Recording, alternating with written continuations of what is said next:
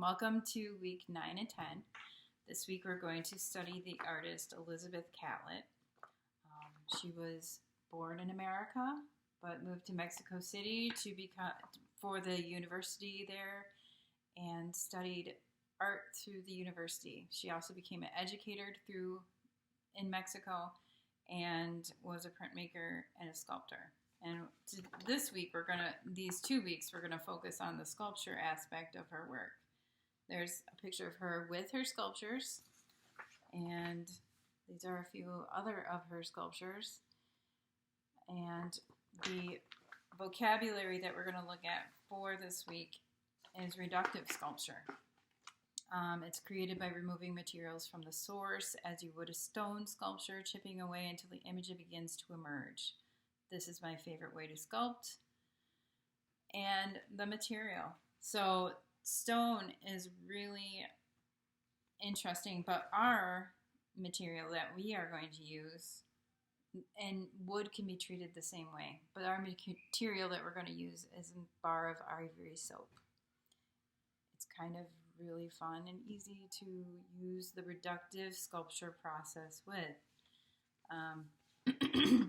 In one of her sculptures, it kind of has a square shaped form, and it's much like the shape of our bar of soap. We could fit that hand in that soap.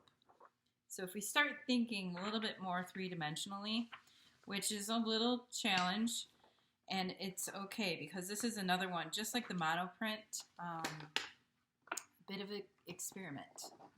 We don't really know what the outcome will be until we play with the materials. And I would like to offer this opportunity for you to do that. So here is, you are going to get all these papers, but this is another bunch of pictures of things. This is a picture drawn of what the person might have thought of.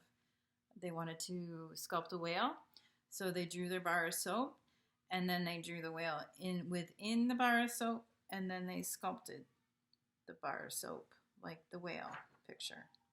So those are my examples that I want you to think about. You can either choose to draw a picture of what you'd like to sculpt, or you can just dive in and play around and experiment with your soap to make your own sculpture. So I would like to show you what I did as an example. I did 2 views. I did the front view. I wanted to do something really simple, just like her hand. Okay, and I want you to keep it simple as for your so you don't get frustrated. I don't want you to take on too much or try to get too much detail, but I wanted to do something simple, and I do a mother and child kind of sculpture. So there's an image or a kind of symbol of a mother and a child. And then I did a side view, and I wasn't too sure how I was going to do these faces, but I knew that I kind of wanted to look like that. So that was what I kind of planned. And as I worked, this is what I've come up with. I don't know if you can see it very well. Okay. So from the side, you can see that I have some bumps. And then to make the division, I put this groove in here. Now working with this soap, it's the first layer kind of is a little porous or crumbly, but once you get down past that first layer, it's a little more solid and it gets a little bit more smooth. And I am just using a plastic butter knife that seems to work just fine. I don't need any special tools, just a plastic butter knife and a bar of soap. And everyone at school had brought their bar of soap along. And so just goes like that. You get this neat little roll coming off. But in order for me to get those points at the top, I need to carve this corner off. I need to carve this corner off. And then I start getting the teardrop shape of my mother and child. And I'm not going to actually sculpt the entire thing, but I do want to get you looking at how easy this kind of comes off.